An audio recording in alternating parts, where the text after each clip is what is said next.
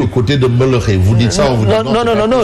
Non, je suis d'accord que nous sommes une catégorie de la population, certains d'entre nous sont ce qu'ils sont. Mais ça, ce n'est pas seulement valable pour les politiciens. Hein. Dans le corps des journalistes, vous trouvez des brebis galeuses. Dans le corps des transporteurs, vous trouvez des brebis galeuses. Dans le corps... Les journalistes ne manipulent pas l'argent public. Hein. Attention, monsieur le ministre. Mais non, attends. Moi, je parle je dis brebis galeuses. Ça existe dans tous les corps. Je parle d'ascension sociale. Vous savez, c'est une affaire de société. Les hommes politiques sénégalais sont issus de la société sénégalaise. Donc les tares, certaines tares retrouvées chez les hommes politiques, mais proviennent d'où? Nous ne sommes pas nés ex nihilo, nous venons de la société. Absolument. Donc, alors, pour revenir sur le sujet que vous avez évoqué, qui est un sujet pour moi important, vous savez, notre jeunesse est une jeunesse valeureuse, est une jeunesse ambitieuse, c'est vrai. Mais il faut qu'ils comprennent, que les jeunes comprennent que la réussite, parfois aussi, dépend de la personne elle-même. L'ambition ne doit pas être de dire forcément je dois être derrière un bureau. C'est vrai, il faut accompagner. J'ai parlé des instruments d'accompagnement tout à l'heure. Oui. Mais il faut aussi qu'on puisse travailler à avoir un secteur privé fort. Parce que l'État doit aider le secteur privé à créer des emplois. Mais est-ce que c'est le cas? Je crois que c'est le cas. Mais est-ce que le secteur privé n'est pas plus pressé comme citoyen en termes d'impôts, en termes de... Le secteur privé est soutenu et accompagné. Maintenant, il faudra augmenter le soutien, augmenter l'accompagnement pour pouvoir permettre à ce secteur privé de créer de l'emploi. Parce que quand vous créez de l'emploi avec le secteur privé, mais vous augmentez le pouvoir d'achat des Sénégalais et vous leur permettez aussi de mieux se prendre en charge. Et pour moi, cela me semble être important. Ensuite, s'engager dans l'industrialisation, dans la réindustrialisation. Vous savez, la production, elle existe. Oui, on dit aux jeunes, et c'est vrai, les jeunes doivent retourner à la terre, doivent aller faire des activités d'élevage, d'agriculture, de tout ce que vous voulez. D'aviculture, de tout ce que vous voulez. Aujourd'hui, même le secteur avicole est en train de battre de l'aile parce qu'il y a une concurrence déloyale. Mais attends, bon, la concurrence... ne protège pas aussi le secteur privé local. Ouais, mais laissez-moi d'abord finir mon idée, et après on reviendra sur les sujets que vous évoquez. Oui. Alors, donc on est dans le secteur privé. Voilà, donc je dis que l'État ne fait pas d'efforts pour le secteur privé national. Il faut travailler à une meilleure industrialisation, à une meilleure réindustrialisation, parce que le secteur primaire est très bien soutenu. On parle de 100 milliards dans la production agricole. Les mêmes efforts doivent être faits dans la réindustrialisation, dans l'industrialisation, pour permettre de transformer cette production, cette matière première, en produit fini, parce que c'est ça qui va nous permettre d'avoir de la valeur ajoutée. D'accord. Alors, et ne plus laisser nos matières premières exportées à l'extérieur. Il faut avoir une vision politique claire. Ah, mais la vision, elle existe. La vision, elle existe. Elle est mise en œuvre. Maintenant, vous savez, les défis politiques, les défis économiques, les politiques publiques, on les adapte toujours. C'est pourquoi les défis, à chaque fois que vous réglez un défi, un autre défi se présente à vous. En tant que politique, vous devez aussi, vous le régler, un autre défi va venir. C'est comme ça que le monde marche.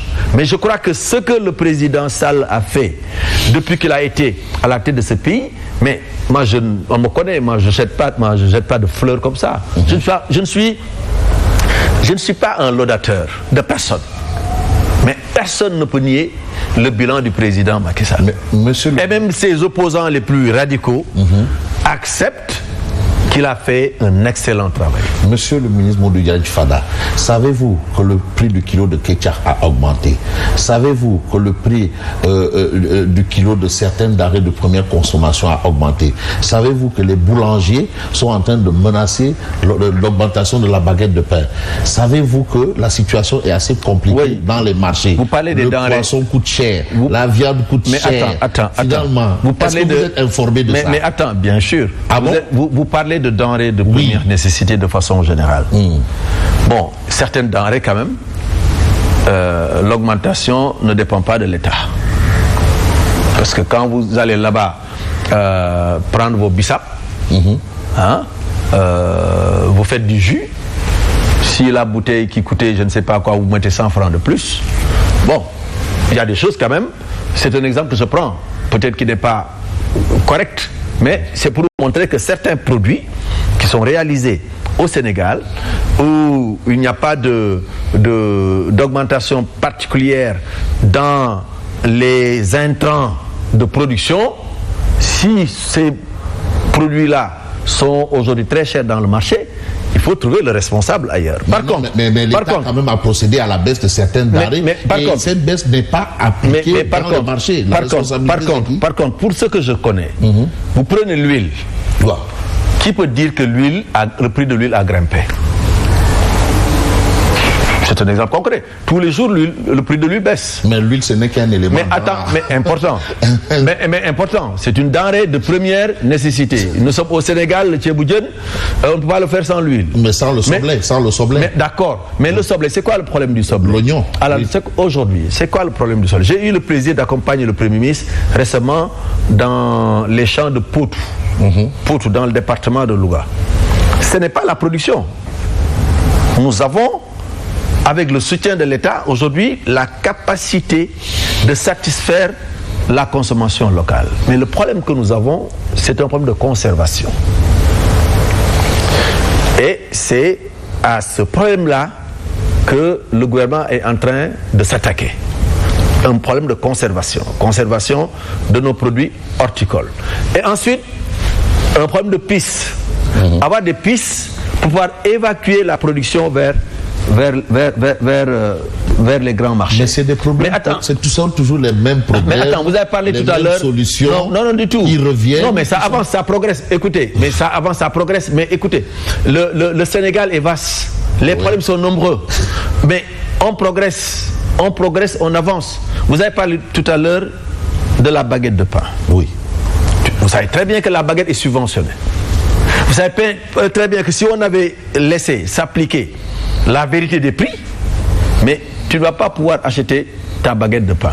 Donc à chaque fois que vous mangez une baguette de pain, retenez que l'État a contribué, que l'État a aidé. L'État qui réduit sa subvention pour l'électricité quand même, est-ce que ce n'est pas un aveu d'incapacité quelque part, ou de manque d'argent? Non, ce n'est pas un... Vous savez, écoutez, il faut aussi qu'on soit nous tous généreux. Ah oui. Mais non, il faut que la classe moyenne, la classe qui est à l'aise, accepte de tirer les compatriotes qui sont plus démunis. Je parle à un fils de paysan. Ah, mais c'est pourquoi je parle comme ça. Non, c'est pourquoi je parle comme ça. Moi, je suis fils de paysan. Je veux que mes parents paysans, qui n'ont pas beaucoup de moyens, que la classe moyenne qui a beaucoup de moyens puisse les tirer. Donc moi, je défends les paysans, en tout cas ceux qui vivent dans des conditions beaucoup plus difficiles. Donc, vous avez parlé de cette question de l'électricité, mais acceptez que la tranche sociale n'est pas concernée. Maintenant, quand vous vous appelez Modou Diagne Fada, mais effectivement, moi, ma facture a connu une hausse. Est-ce que vous appelez Modou Diagne Fada? Non, je veux dire que peut-être eux, ils pensent que moi, j'ai la possibilité de payer mes factures. Mais ceux qui n'ont pas la possibilité de payer leurs factures, mais leurs factures n'ont pas bougé. C'est pourquoi je vous dis, il faudrait que ceux qui sont plus nantis... Attention, hein. Ah, mais attention. Voilà. Ceux qui sont plus nantis acceptent d'aider ceux qui ne le sont pas. D'accord. Parce que sinon, nous allons aussi être... Parce que subvention tout le temps. Mais écoute, l'argent qui est collecté là, mais il est collecté pour tout le monde. Et on doit aussi accepter que cet argent soit réinvesti dans d'autres secteurs. D'accord. Donc c'est important de le savoir. Aujourd'hui quand même, nous sommes dans une situation où votre camp, Benno Bokk Yakaar, a un candidat. Est-ce qu'on peut savoir le rôle que le parti LDR Yessel a joué dans le choix justement de Amadou Ba comme candidat de Benno Bokk Yakaar pour la présidentielle? Il faut d'abord féliciter le président Sall qui a accepté volontairement, sans contrainte, de renoncer à une troisième candidature. Et je crois que ce renoncement a perturbé les schémas de l'opposition. Parce que l'opposition travaillait et se mobilisait contre une troisième candidature.